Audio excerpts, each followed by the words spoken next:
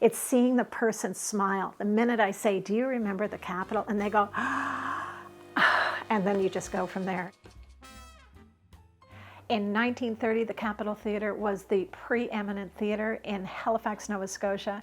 It was built by famous players in 1930 to bring in the movie era, talking pictures. There's only one charming woman I'm interested in tonight. Of course, I mean you, Mother. My name is Cynthia Henry. I'm the author and publisher of the book Remembering the Halifax Capitol Theatre, 1930 to 1974.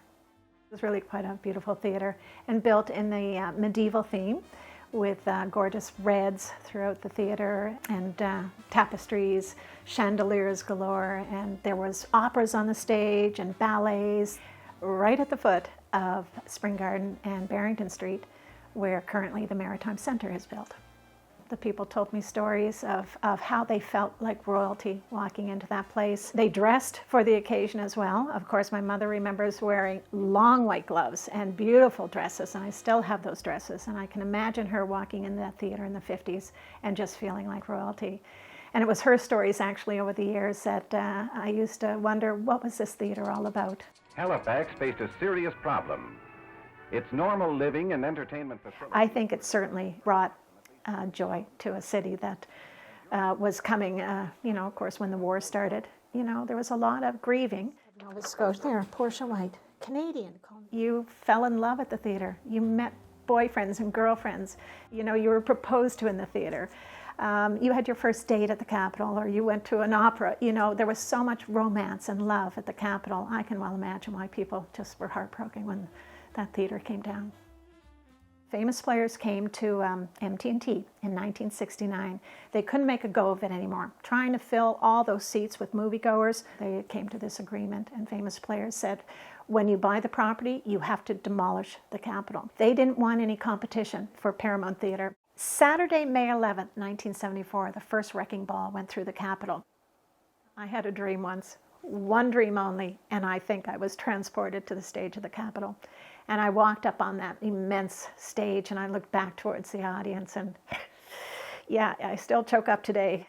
This is the ticket dispenser. Everybody who was anything to do with the Capitol saved everything. They didn't want to see that theater go. They felt if they could even hang on to an exit sign, they could say, I was there. That's how they brought all the tapestries down, the beautiful chandeliers, all the seats were taken out of the theater, the stage curtains were removed. Beautiful signage came out of the theater, and certainly anything that could walk out went. So people started sending me stuff in the mail, and every day it was Santa was in town. I would open up my mailbox, huge parcels coming in, and of course Dow Theatre contacted me and said, we have all these pieces we'd like to give to you. And of course there were people saying it was just a faux, it was just pretend. The walls weren't really stone, they were made to look stone. The suits of armor, it was all pretend and play, and I think, why can't we preserve a little bit of that? So it is pretend and play. That's what theater's all about. When you looked up, you would have been face on with these gargoyles. I feel honored to have possessed for a brief time these artifacts. I hope in future I can find a location for them.